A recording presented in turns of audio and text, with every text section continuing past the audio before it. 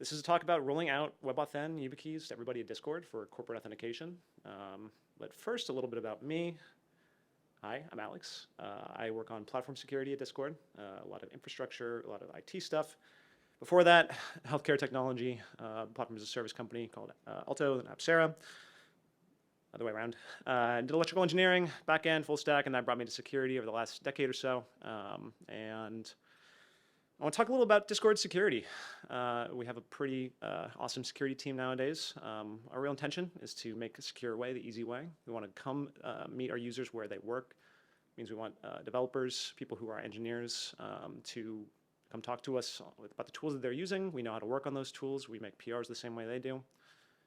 We always want the right solution. We don't just want the easy one. And that's kind of hard in security, right? Like, it's really easy for us to come up with rules. It's hard for us to come up with things that actually make people's lives better and move the security needle forward.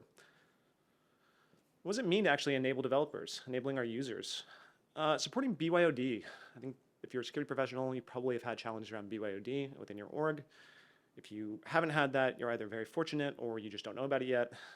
With 400 plus people like we have in Engine Product, we absolutely have that as a challenge. We have desktops, we have MacBooks, and many more in many, many, many countries. Makes it challenging to do something like, say, ship Yubikeys to all of them. So if we want something that's better security and better user experience, what do we want from a security feature? We want more MFA prompts. We want more multi-factor authentication prompts.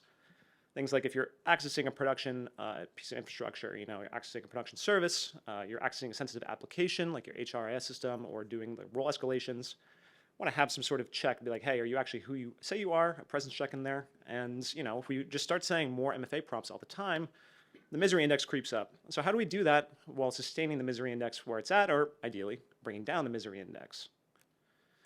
So that brings me to WebAuthn. But first, we're going to talk about MFA and kind of the state of MFA and why WebAuthn is what we chose. So why MFA at all, starting from the beginning? Password reuse is incredibly, incredibly uncommon. You've probably seen people successfully or unsuccessfully do credential stuffing attacks, having breaches from things like have it been pwned, and try to use that on multiple websites, some within your org. Beyond that, phishing attacks are incredibly prevalent. We all have people who have been phished. We have all been phished. Anyone in this room can be phished, whether you think you can or cannot, you absolutely can be. And the goal of MFA is to raise the cost to attackers. It's not going to make it impossible, but it's making it harder for somebody to take your credentials and log into a different website.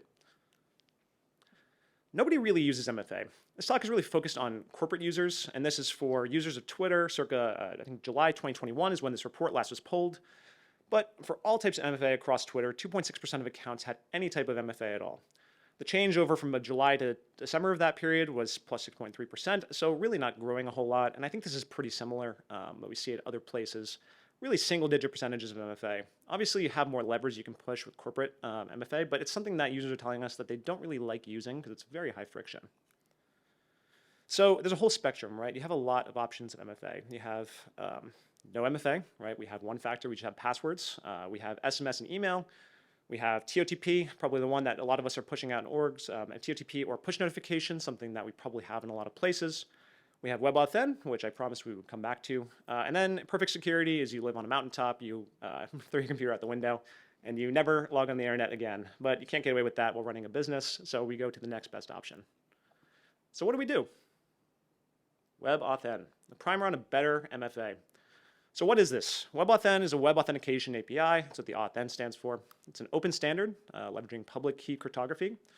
So you, in general, have a public key that you advertise out and a private key you keep on your device. Talk through the registration flow in a minute. Why is this thing so good? Like, why are people talking about this? Why am I talking about this? Why did I spend too long working on this? It's because it's really strong, right? Leveraging public key cryptography is something that we've used for a lot of problems in the past. Let's bring it to this domain. It's scoped. You have it scoped to a certain website. You do it for instance, discordapp.com. You don't have to do it to Discord weird A that looks like an pp.com. It's scoped to a certain domain, and it's tested. You're tested from the hardware security module on your device. So these are kind of some of the principles. Let's talk through what this registration flow looks like. So you have a device. In this case, it's a cell phone, but there's a wide plethora of devices, all of them valid. You register by saying, I want to create a new account with the site. The site says, sure, generate me a public key. You generate the private key as well. So the key pair is generated, we send the public key off to the ether, and the private key is only ever kept on the device, and you've registered a website. And just as a shout out, webauthn.guide is a great website. It's where all these graphs are pulled from.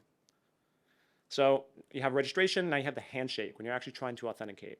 You have a device come and say, hey, I want to sign in. So the device says, the service says, please sign this data, this payload, so I know that it's really you. So I can do that attestation that we were talking about. So on the device, you come back, you say, cool, here's a blob, I want to sign it with my private key, and then you pass that back up saying, here's a signature, shows that it wasn't be tampered in transit, and the website says, let's take that public key, let's verify the signature, and great. It checks out, you can sign in. So how do we use WebAuthn? I talked a little about logistics. It's going to be the second half of this talk, but the spoiler is you probably already have things that could act as a WebAuthn authenticator. You may already be using it under the hood even if you don't know that. It's kind of two big categories. There's external and roaming authenticators, Yubikeys, Titan security keys, other things like that. And then there are internal or platform authenticators, MacBook Touch ID, Face ID on iPhones, Android fingerprint unlock, Windows Hello, things that are inherent to the platform, whereas the roaming key is something that you plug in, walk around with, it can roam with you. You don't need to be tied to your laptop for that one to work.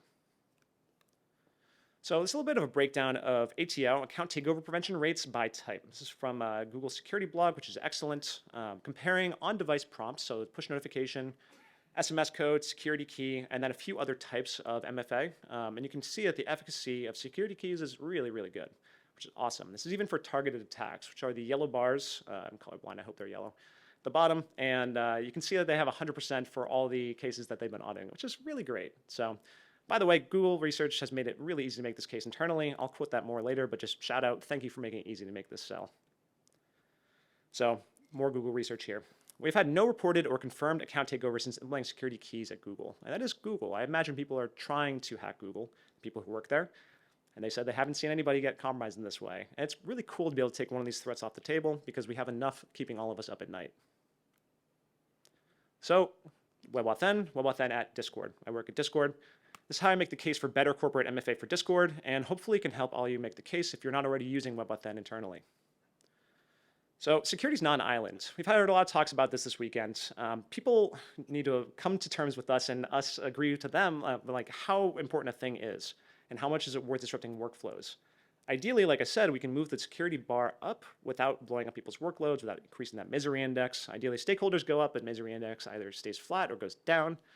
So we had a lot of stakeholders to work with. IT, engineers, CX, people who were both FTEs within the company, as well as people who work outside of the company, all of whom work together to make Discord great.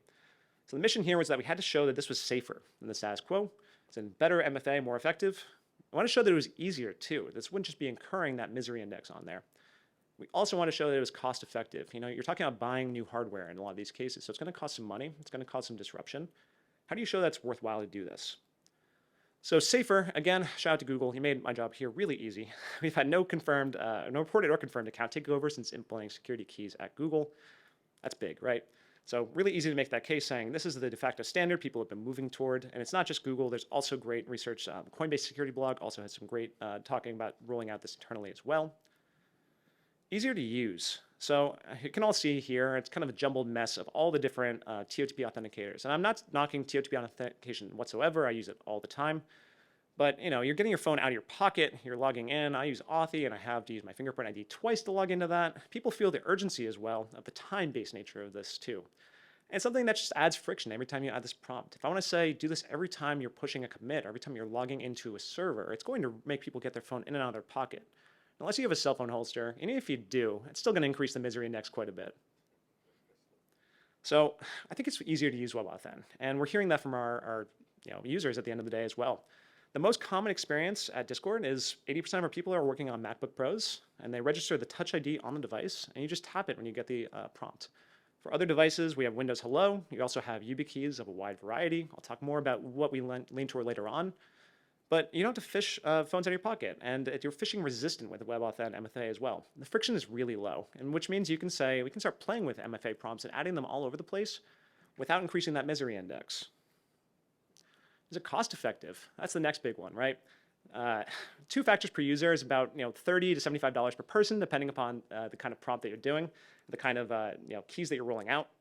You also have to worry about an increased burden on IT to distribute and service. Like we have to talk about shipping this to every new hire, everybody who comes in. Discord works from everywhere. So we have an office, but most people never come into it. So how do we enable that? How do we enable people in countries all around the world without ruining IT's life? because they are great. IT really helped me roll out this project, and they would not be as happy about it if I took up all their time servicing lockout requests, for instance. But you're comparing this not to inaction, right? You're comparing this to the cost of inaction. The cost of inaction, on average, from a 2022 report from IBM of a successful phishing attack at a company is about $5 million, $4.9 million. I think we can all think through, like, whoever gets phished, depending upon who that person is and what kind of standing access they have, it can probably go a lot higher than that too. So again, shout out to research from Google. This is talking about the support incidents, so the burden to IT. You can see here that the support incidents of lockouts precipitously dropped as people adopt hardware security keys, which is awesome to see. So you can see over time, the support rate from OTP drops, and for hardware security keys, it's flat as they rolled it out throughout the org. For the deployment, we found the increased user productivity and the decreased support cost were worth the increased hardware cost. So that's big. It really helped make the case this way. Not only are you decreasing the burden on IT, but you're also saying the increased user productivity from being locked out less often. Less support requests means that people are getting far fewer lockouts than they were before. So it's not just that cost in IT, it's the cost amortized across your whole organization. Big cost savings. You get a YubiKey, everyone gets Yubikeys. Some people get 2 Yubikeys, somebody gets a Mac, like a Touch ID keyboard, something like that. We have a wide spectrum of devices that we support here, but it's cost effective, and we can make exceptions like that because really savings are worth it at the end of the day. So we sold people, but what's the plan we sold them on? Step 1, get everyone, asterisks, into Okta, and get every, asterisk, app into Okta. Anybody here who's been early on security programs knows that time is a flat circle. You see a lot of the same themes. You get people behind MFA, or behind SSO rather, is the first thing that you do. For us, we did that with Okta. It's something we started the ball rolling on prior to starting this project. Step 2, get 2+ authenticators to everybody. A platform and a roaming is what we decided upon, but it could really be any of those. Some groups we wanted to go with 3 for redundancy, so execs or people who are super admins in Okta, G Suite super admins, people who have high privilege accounts that are hard to service if they get locked out, or have a lot of risk. We got multiple authenticators for those, because again, you're talking a cost of like $30 for an authenticator, $50 for an authenticator, much lower than the risk of compromise or the risk of lockout in these cases. Step 3. We've heard this a few times this weekend in other talks, but it's important to start testing on us. So when we laid out the strategy of who we wanted to start rolling this out to gradually, the first step was security. If this is a bad experience, we want to feel that pain first. And when we come to other users, we want to say, hey, we've been dealing with this for a month, and it's actually better than it was before. It builds trust with your users if you're going through this sort of stuff and not just imposing it upon them and saying, we'll get to it later. So we did security, infrastructure, IT, execs, engineering, all FTEs, and then everybody. Again, Discord has people all over the world in all different capacities working for us that all help make Discord great. We wanted to make sure we encompassed all of them, reduce the risk across the board. From there, we had an exception group in Okta. So this is kind of Okta specific. Whatever your SSO provider is probably has similar functionality. But for us, we had an authentication policy that said everybody needs to get password and WebAuthn prompt to log in, or WebAuthn prompts on these certain cases, except for people in this exception group. So this allows us to say, okay, we can opt in the whole category, but if this one person infrastructure is on paternity leave or whatever else, we can opt them out. So, which is awesome to have. You can say, like, these long tail cases, someone's YubiKey got lost in the mail, it was stolen, whatever, that's fine, add them to the exception group, but follow up on them judiciously. And then over time, you shrink the number of people in the exception group, but you keep it around in case there are lockouts or lost authenticators. There's always cases like this where somebody gets stuck in some sort of exception case, so it gives you that flexibility. We had a lot of moving pieces here, but we had enough, kind of backdoors if we needed to get people into a working condition while we rolled this out. So we had some tools to work with here, right? I talked earlier about platform versus roaming authenticators. The first most common thing was that people had MacBooks already. They had Touch ID on there. So this is something that people already knew how to use. People were often using this to log into their devices. It's a really familiar interface, which is nice. But past that, you can also have Windows Hello, other devices like that. You can also have WebAuthn compatible keyboards. Some people keep their laptops in docked mode. We're pretty lax about, like, you can use any factor as long as it's a WebAuthn factor, and we will probably support you. We want to meet your users where they are because we're asking for a change of behavior, so it's important to come to them. Past that, we want a roaming authenticator. So it's important to have 2+ factors to decrease that lockout we talked about earlier. So we chose to use the YubiKey Security Key C NFC. It's kind of a mouthful. It's this blue key, about $30 a pop. And one of the really cool things about it is you can bootstrap a new phone using NFC. So if you have a phone you want to use it as an Okta authenticator itself with WebAuthn, you can tap on the back with NFC and use it that way. One of the other things is sort of like a UX philosophy here. You don't want both your factors to often travel together. You can have the low profile 5C nanos that live inside the laptops, But if the key C NSC is big, it's probably not going to travel with laptops because it sticks out like this. And so we want them to live in separate locations. That was my theory of the case. So it is 2FA. For us, it's 2FA. You can use these for a single factor for passkeys. I'm not going to touch on that too much today, but very exciting. Highly recommend reading more. So we have a plan. Sounds pretty easy, right? Let's talk about what actually happened. So we have a planned timeline. All good projects should have a planned timeline, and they should all be as optimistic as I was. So we started this off in May 2022. June, we had it all rolled out to, or we wanted to have it all rolled out to security, IT, infra, and execs, so on and so forth, basically 1 month after another. We're like, cool, 4 weeks is long enough to get some addresses and ship out keys, no problem. It's like basically Amazon, right? What could go wrong? It went pretty well, but everybody was a long tail after that. You can see it pushing off the page there. So we went into this year. People who were FTEs, we were able to get to them pretty quickly, but that long tail case is a very, very long tail because you're talking international logistics at this point. And if you take away one thing from this talk is that when you go through this, figure out your international logistics way in advance.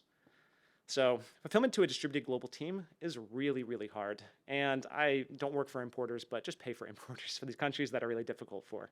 Something I wish that we did, coming back to it, we got stuck in a few cases, and having somebody who knew how to do customs in a country like Colombia or the Philippines would have saved us weeks, if not months.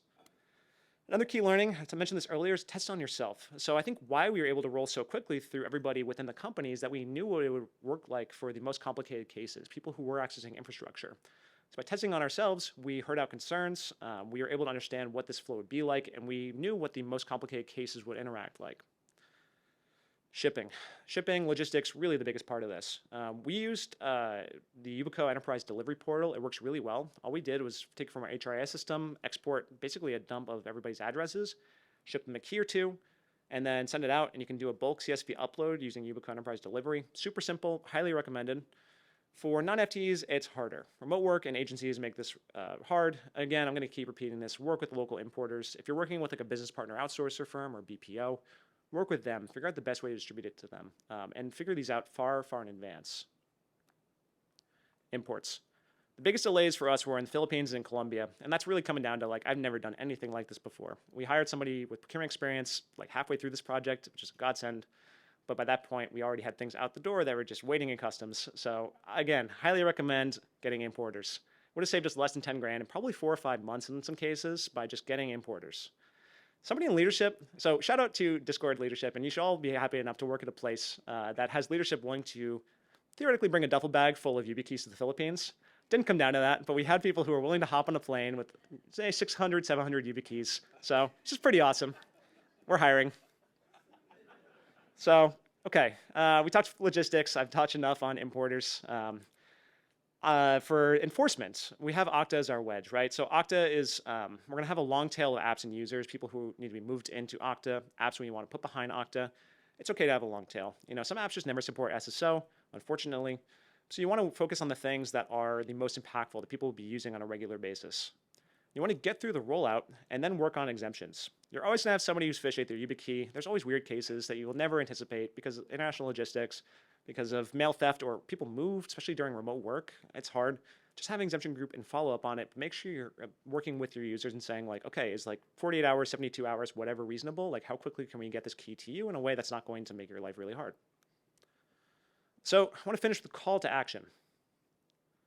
This is worth doing. This is a painful learning lesson for me on the pains and joys of international logistics, but hopefully my tips can help make this easier for all of you doing this. Phishing attacks, successful ones at that, are incredibly, incredibly pervasive. And again, I want to reinforce that anyone in here, myself, everybody in here, all security professionals, anybody seeing this in the future, can get phished. WebAuthn is phishing resistant. It's not phish proof, but it's something that is really, really hard to phish. You have the interactions, the MFA prompt, which is something that is really, really strong. Okay, WebAuthn and you, what can you do to prepare for this? First advice is to know where everyone works in the world far in advance, which sounds really obvious, right? And it is. But I'll say that like remote work makes that really complicated, and people move. We had missed deliveries because of that. So get a good wedge next to prioritize for SSO. For us, that was Okta and then Zendesk. So a lot of our BPO, again, business partner outsourcer agencies, are working in Zendesk day in and day out. So that's something where we could get an app that like half of our entire user population used on a daily basis, and identifying that as the right thing to put behind SSO first made it so that we could move groups in and know that they would have it enforced on a regular cadence. Next up, identify countries not supported by your shipping partner early. Yubico Enterprise Delivery was really helpful. Shout out, they did a great job with the portal, but they don't have full coverage because international logistics are hard. So there are some countries where they really can't help you. So figure that out far in advance and then figure out what your alternative means are. And I'm happy to help with this. Like, I wish that we had something like this to say like, hey, the Philippines, you're gonna wanna work on that in June. Okay, and rest of the call to action. WebAuthn and you, please support it. Patchy browser and device support is one of the biggest hurdles that we have to adoption. We have an open standard here, and you can sort of see up on the screen some of the patchwork support. It's a little fuzzy up there. This comes from WebAuthn.me. A lot of great compatibility about like, can I actually use this with my browser, with my device? We have an open standard here, and really to everybody out there working at different companies to help improve this, support it, extend it, so we can make this the standard. So it's not sort of an exceptional thing. Now we all are doing this as a baseline because the more support that we have, the more multiplicative this effort becomes and becomes more worthwhile doing. So with that, I want to leave some time for Q&A. What questions people have?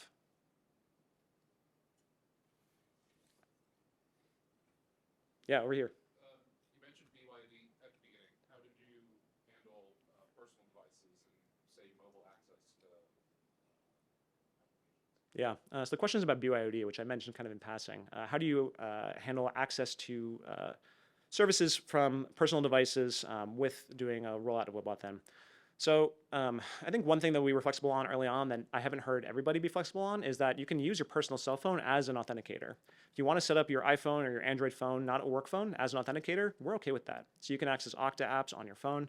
Otherwise, we would disrupt some people's workflows. We knew some people that they play a game and they would review PRs on their phone in between rounds of that game. We wanted to keep enabling that because they want to do that, and we don't want to just shut that off. So we're flexible on that.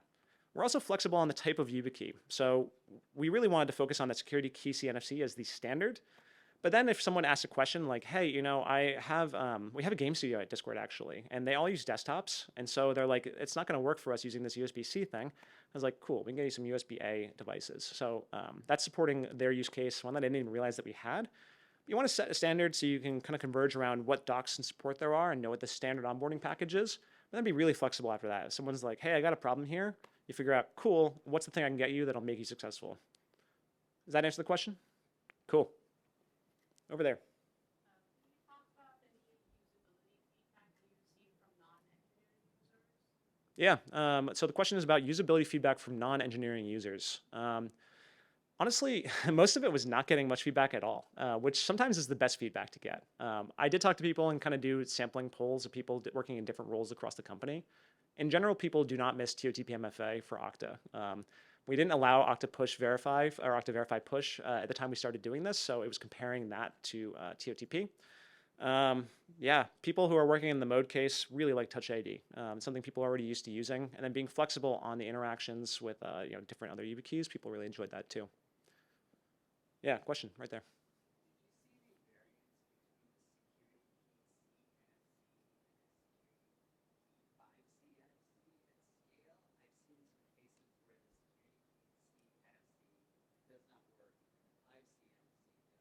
So the question is about comparing the efficacy at scale of security key CNFC to the USB 5C Nano. Is that the one you're talking about?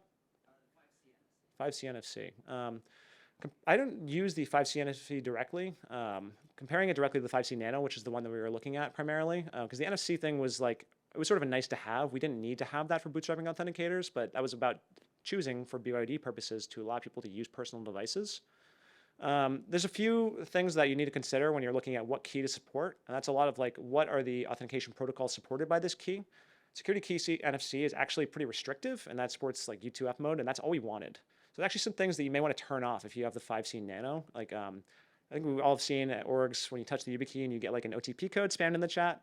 It's fun, sneeze, but you don't necessarily want that. And so the key NFC having the limitation of not having OTP mode, it's actually kind of a user benefit because you don't have to worry about turning that off. And you can do customization with Yubico, but it requires paying extra and shutting down the assembly line. So it's kind of a headache to deal with. Yeah, question right next to the last question.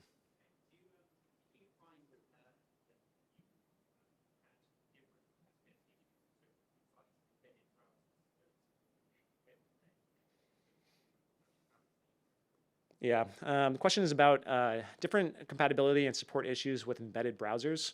One of the big ones, and I think this is still a problem, is with HRIS Workday, logging in specifically on mobile. That's one of the big ones that we saw. And the way you work around it is by allowing people in temporary exception groups for setting up those apps, because the sessions are pretty long-lived.